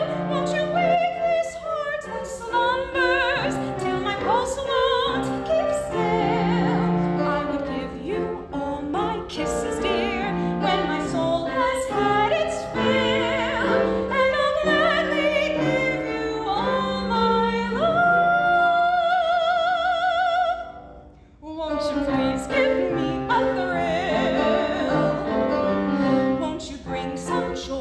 cheer to me? Won't you please give me a thrill? Show me passion that inspires my desires with skill. I could always keep you near to me. If you ask me to, I will, and I'll gladly give you all my love.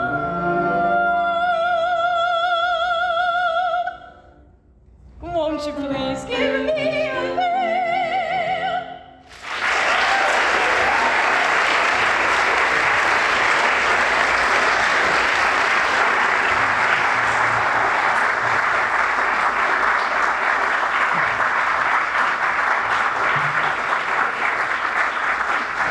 In the original I'll Say She Is, there was a song called Glimpses of the Moon.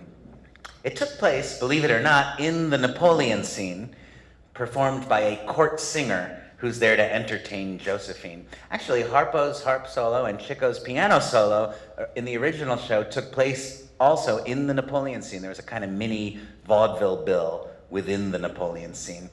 But in the adaptation, we decided that it was better to space those numbers out and put them elsewhere in the show. But I wasn't sure what, if anything, to do with Glimpses of the Moon.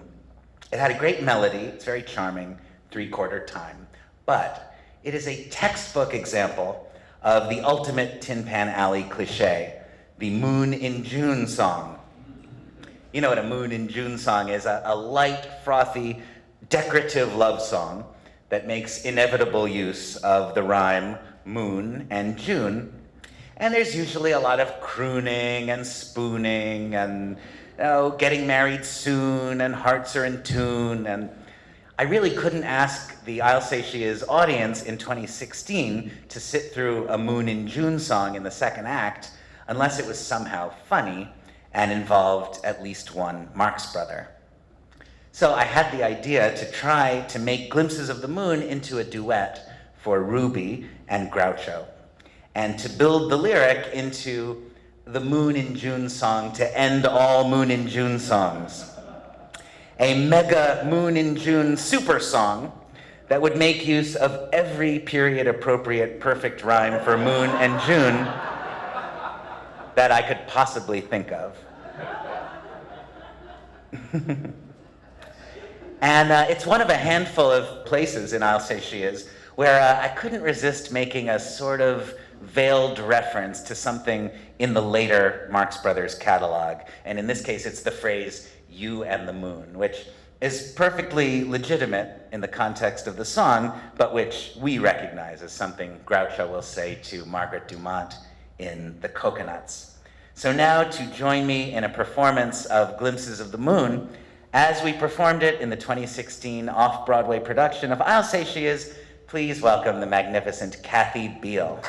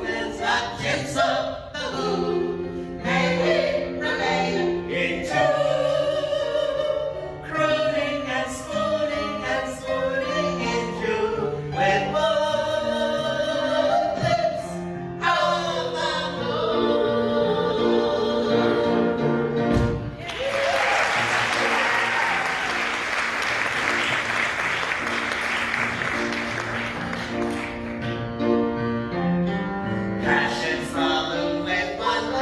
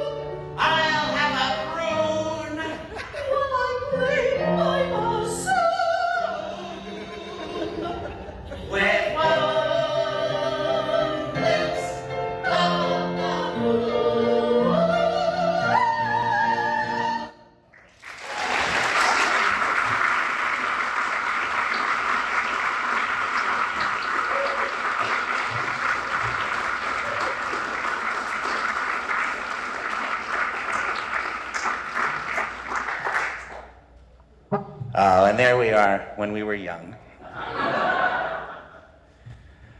Well, of all the songs in I'll Say She Is, the one that means the most to me personally is called When Shadows Fall.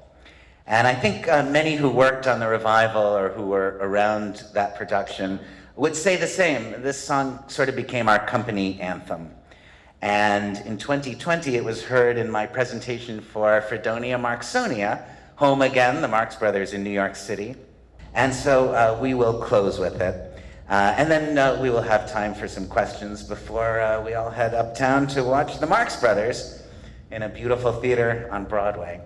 So in the original production of I'll Say She Is, When Shadows Fall took place just before the opium den scene. It was sung by a shopkeeper. And the only real function of the song in the original show was to establish that night had fallen. It's nighttime now and scary things may happen.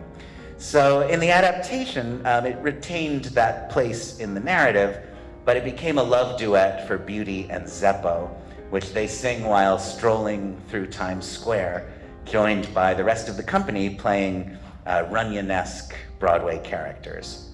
And we thought that since we are all here in Manhattan on May 19th, 2024, perhaps the way to close this celebration would be to invite all of you to be in I'll Say She Is and to join us in a centennial New York City performance of When Shadows Fall.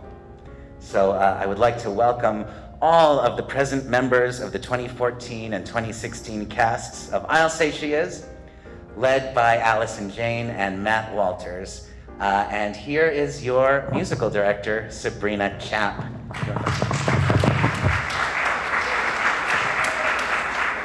It's a beautiful song. We're just going to have you join us for like 2 sentences of it to make it glorious and special, if you're up for that. If you're up for that, put your finger on your nose. If you're up for that, put your finger on your shoulder. If you're up for it, put your finger on your butt. There you are. I have a toddler, so I'm perfect for the Marx Brothers right now, actually. Great. So if you have the lyrics up, we're just going to show you where you're going to come in. And if you don't get it right, you're fired. Okay? So it's this. Everyone repeat after me. Say, when shadows fall. When shadows fall. Fantastic. Now say it with a little bit of magic. When shadows fall. When shadows fall. Our love for one another. Our love for one another. Isn't that V gorgeous? Love for one another. And then you let the N bounce, right? When shadows fall, our love for one another, right? So you're gonna sing, can you guys just sing that when shadows fall, our love for one another, and we're gonna hit that there. 1, 2, go. When shadows fall, our love for one another. Just that. Let's try it, everyone together. When shadows fall, our love for one another. Good, look at the another next to you. Look at the another next to you. Who's in this room? Look at these magical people in this room. Feel the love. Now I'm gonna do it with the backing music. Hold on. 5, 6, go. When shadows fall.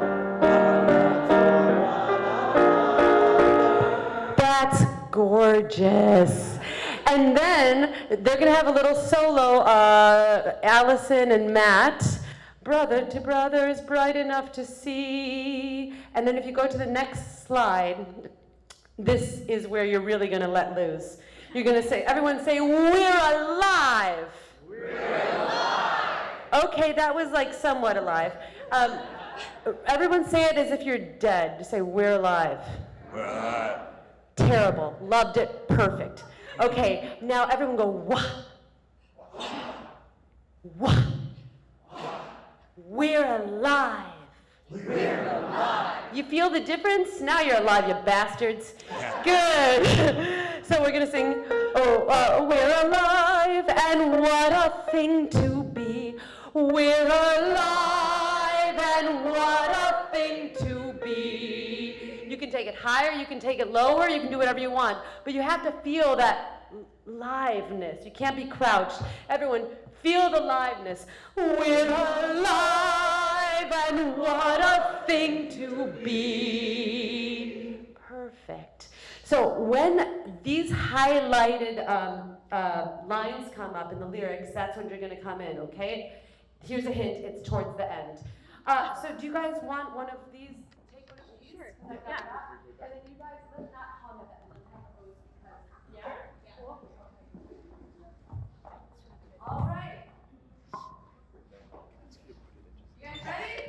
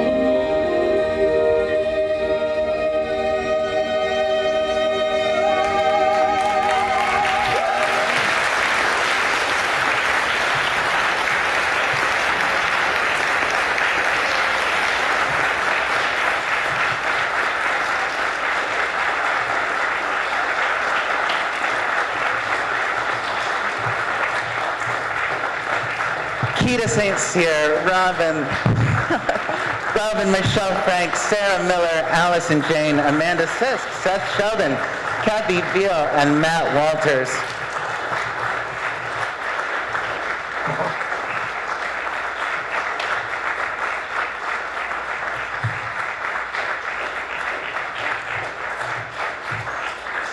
Well, I would like to say thank you to everyone who participated in this presentation, whether by being part of it up here on stage or by attending it.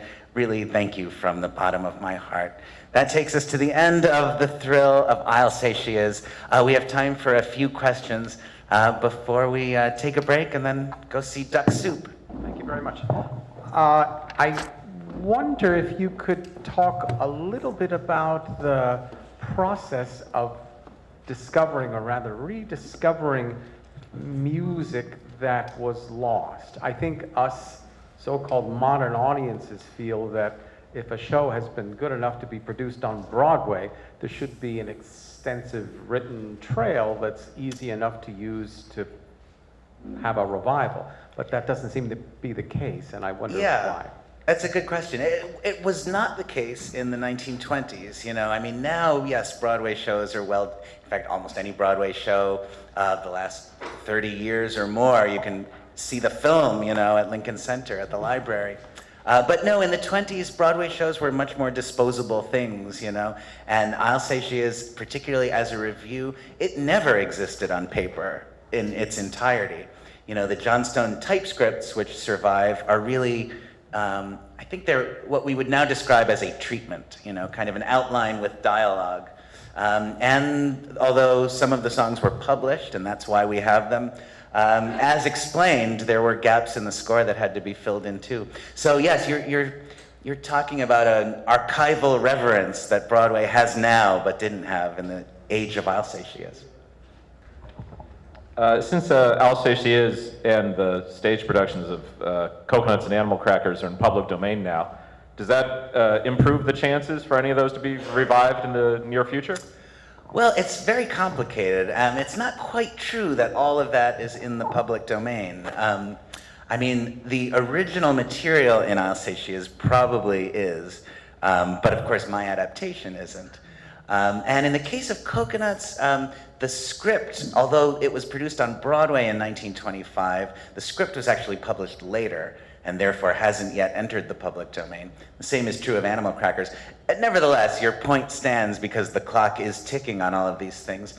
I'm not sure. I mean, I think ultimately it is good for these things to enter the public domain, but I'm not sure there's an argument that public domain makes production more likely.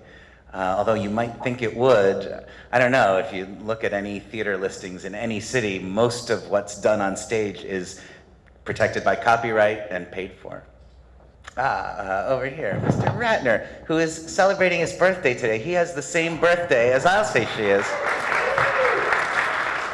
Yeah. And thank you for all coming to my party. I appreciate it. Yeah. But not quite 100 years old. You are younger than I'll Say She Is. By a couple years. I guess the elephant in the room question, I mean, it's an obvious question, when?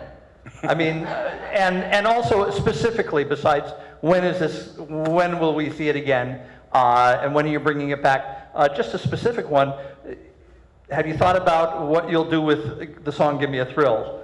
Will it be A, will it be B, or will it be a combination of the two? Yeah, great question. Well, the two great questions. The answer to the first question, you know, as I said in the presentation, I wish I had an answer for it. I don't. You know, I'll Say She Is right now. It's sort of sitting there. I'm a little surprised we haven't done it again since 2016, because in 2016, there was genuinely so much momentum behind the show. And before circumstance kind of pulled the plug on that run and made it very difficult for us to bring it back quickly the way we wanted to, I suppose we did lose that momentum. I think we'll do it again. I sort of believe it in my heart. But as mentioned, you know, there's really two ways it could happen. If we had the resources, we would produce it again ourselves independently, as we did in 2016. Of course, we'd have to make it bigger and better this time, and therefore also more expensive.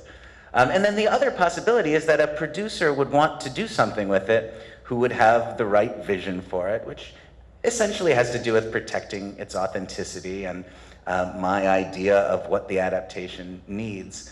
And I think that too is something that really could happen. I've had a lot of meetings about it with a lot of theater people, some of whom have bold-faced or at least italicized names. Trav and I had a lot of meetings with people. Amanda and I had a lot of meetings with people. And, you know, generally there would, the reactions, there are three reactions you get when you plug or pitch this show. There's no, we would hear that sometimes. Nobody's favorite, but you do hear it. And then sometimes people would be interested in doing it, but incorrectly. Like, well, why don't you put in all the best material from all the Marx Brothers movies and do a Marx Brothers review? Well, besides the copyright problems there, you know, that would probably be a good show, but I don't think you could call it I'll Say She Is. Other people have had the idea to make it more of a 20s review, like throw out the songs and interpolate popular songs of the 20s that people know and love, and you could sell the show that way. but I don't think you could call that I'll Say She Is either. And we've had a million people, not a million, but we've had probably dozens of people tell us, like, you know, it needs a hip-hop score. That's the way to sell this. Or, you know, do it in drag with women as the Marx Brothers and men in the female roles. Or, you know, some high-concept twist on it that might supposedly spice it up for modern audiences.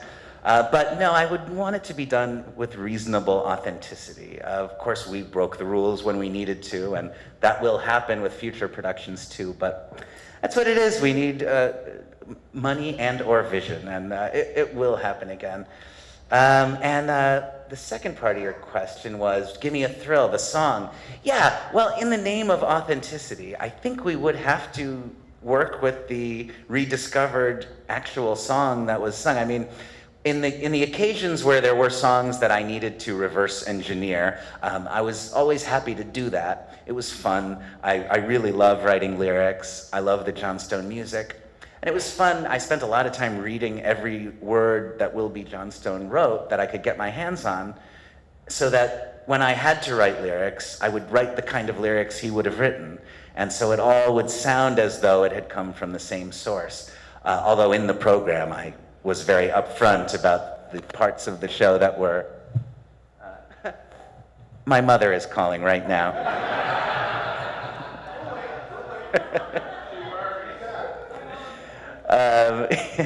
Not busy at all, Mom. How did it go? Yeah, right.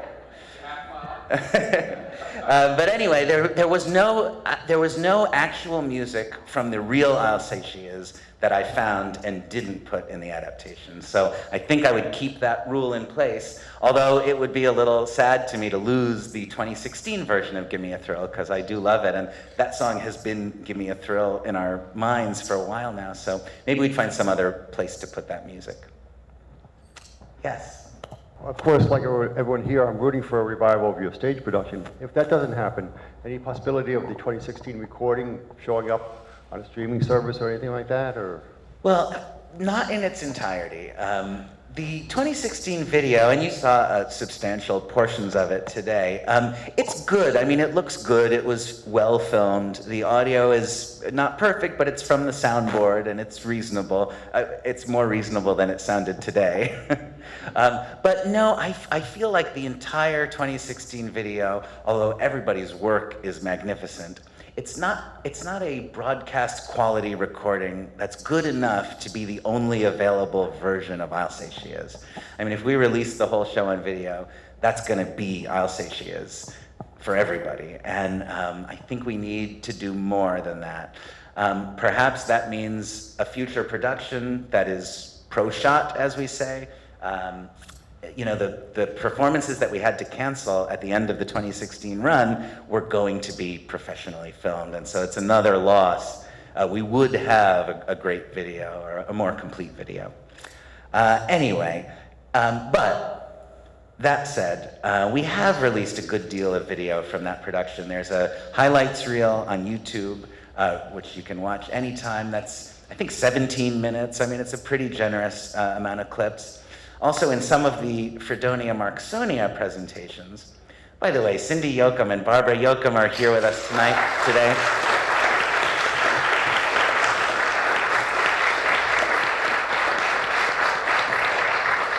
Cindy, as many of you undoubtedly know, administered the Fredonia Marxonia Festival at SUNY Fredonia, upstate, for many years, and invited me to produce some streaming Marx Brothers documentaries during the pandemic years of 2020, 2021, and 2022. And I think in all three of those pieces, we found places to put video from the 2016 I'll Say She Is. So you can see fragments of it there too. And also, although I'm not sure exactly how or when this will happen, I would like to make a video version of this presentation, which will include the clips we showed, and make that available too. So, you know, we're trying to sort of meet halfway the request for 2016 video, and give you as much as we can without quite making it the whole show. DeRoy Murdoch was a producer of the 2016 production. Thank you.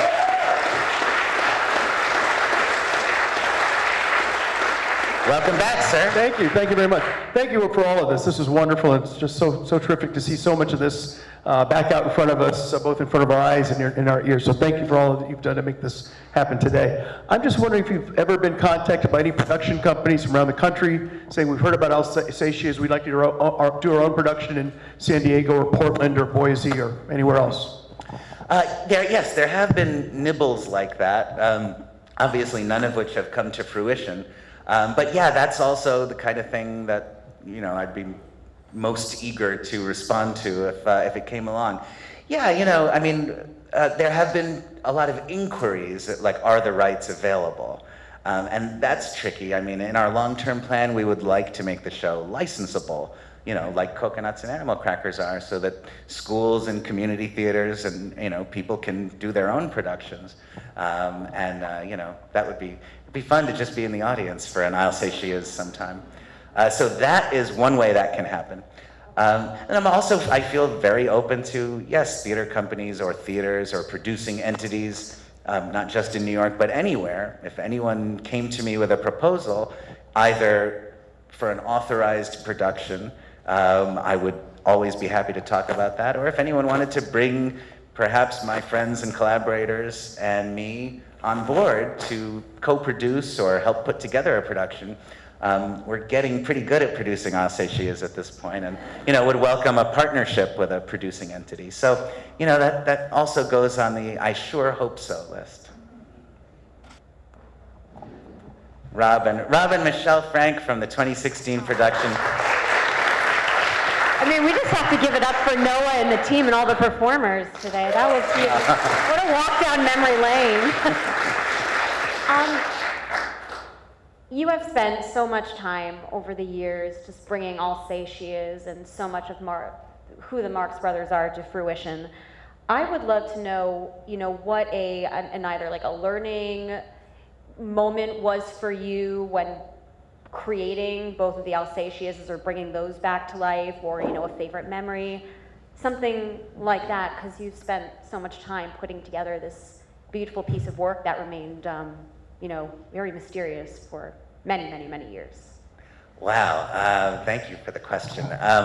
Well, one thing I think about sometimes when I reflect on the I'll Say She Is experience at the Connolly Theater is what it felt like to be backstage at the beginning of Act 2. If you saw the show, you know that the top of Act 2 is where we put the harp solo. And as you may know, in the third of the Fredonia presentations, which is called If You Get Near a Song, Play It, the Marx Brothers and Music, we devoted a segment to this story of how Mr. Seth Shelden learned to play the harp for the 2016 production and delivered a pretty beautiful harp solo. In fact, those of you who were at the Connolly that summer probably remember the first time Seth played the harp for us in the lobby the night of the dress rehearsal. And we were all dead on our feet, exhausted. And Seth sat there, and we hadn't heard this yet at all, but he'd been working on it independently and with Sabrina and with another harp teacher.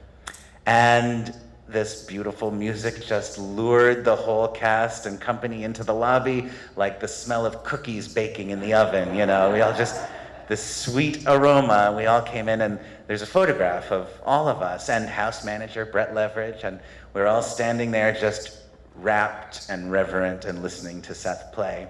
And every night that we perform the show, specifically Kathy and Allison and I, at the top of Act 2, the three of us would all be in the stage left wing.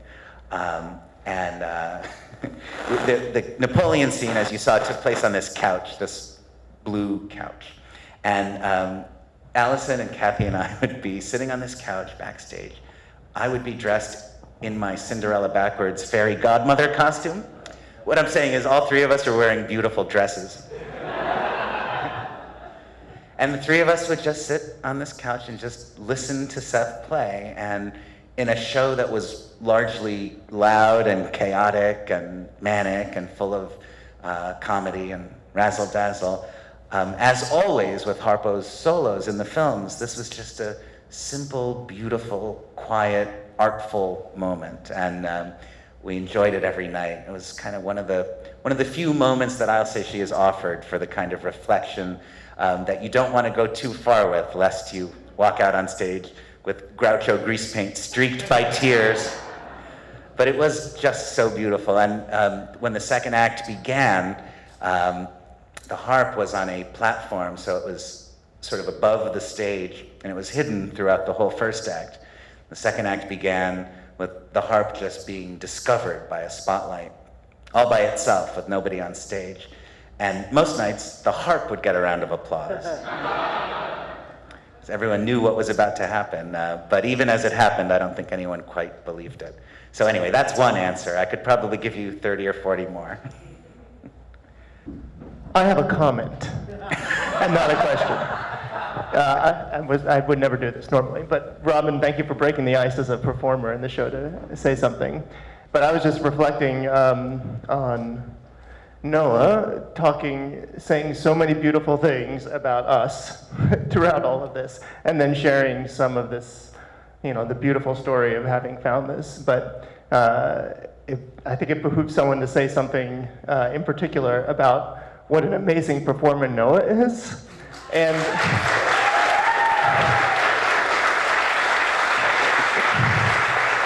but in a way that you would not know if you didn't go to more than one of the shows. By which I mean, I have performed in by the way, in hundreds of shows, of all different kinds. Really, like a long resume, but I have never been on stage with a better improviser, ever. And it's, in some ways, and Amanda talked about this too, like when you do a show, more of a regular show, you have motivations that you pursue and things that really compel you from the curtain opening to the curtain closing as a performer. But in this, it wasn't that, obviously. So what would keep you interested in doing the show all the time? Well, having fun with it and being silly and lots of other things in individual scenes. But as an actor, that's not very compelling, honestly. But what is compelling is to be on stage with someone who was always so fresh and brilliant. And I can give so many examples. I'll give one, if I may, which was that, and you'll correct, he also has a much better memory than I do, so you'll correct me when I'm wrong. My question is this true? There was one show late in the run where this show had basically sold out at this point, and each of our shows were held for curtain because we had we had a long wait list and people lined up outside, which was great. But of course, a real challenge for Brett, leverage, I lost him there, and the box office and all this stuff. So we were always opening late, and it was a big thing. And now, the other parallel story that's happening is that I had one bit when we were doing the card playing scene where early in the run, a magician came to our show and had the thing you always want to hear as a performer from me afterwards, which is, I have a way to make something funnier to me, that he said to me after. I was like, oh, okay. Well, actually, it was a good suggestion in this case. He just said, when you toss that card, what would be really funny is if you threw it like a dart. And so he taught me how, and he was right. It was quite funny, actually. And so I just picked a spot way off in the distance, where it was all black, and I could toss it out every night. But one night, and I made it through most of the show successfully, one night I missed my spot, and it went straight into the audience and hit a guy in the forehead. And for me, that was absolutely mortifying. And I think the three of us, me, Noah, and Matt Roper as Chico, were sitting on the stage playing cards. We all just stopped for a second because we were just like, oh, what? Did we just hurt this guy? And as we're just frozen in this moment, and I'm totally taken out of the show, Noah just stands up on the table and says, ladies and gentlemen, a seat has just become available.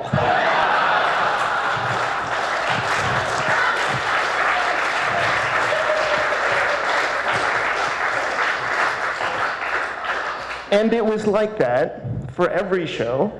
There was always something. And I'm sure other cast members would attest to this too and have our own stories, but it just made everything so delightful and fresh. And I could really turn to my brother and just even though I was on stage, just watch him as if I was in the audience half of the time that I was performing, and it made it quite a delight. That's my comment.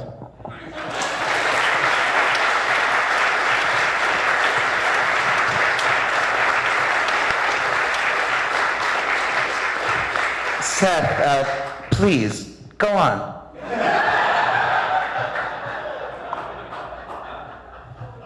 One more? We'll do one more question. Who wants the last? Why the hell not?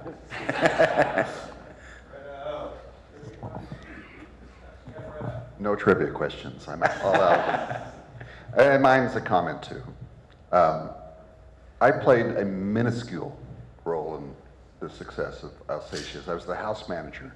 I auditioned for the show, and Noah, who is ever kind, told me I almost got cast. And I know it's a lie.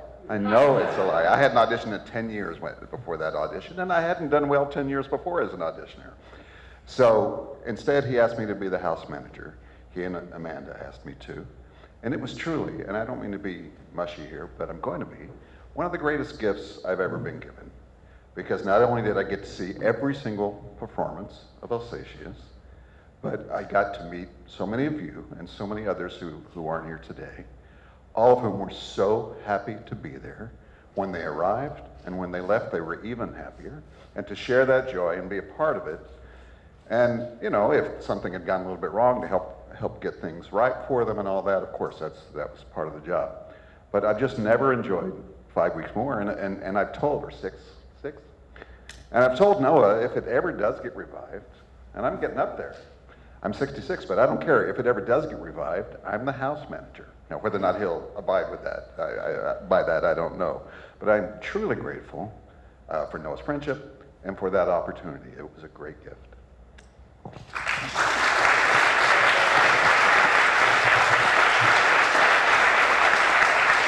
That sounded very sweet, but the hidden insult in there, Brett, was you said they were happy to come and even happier to leave.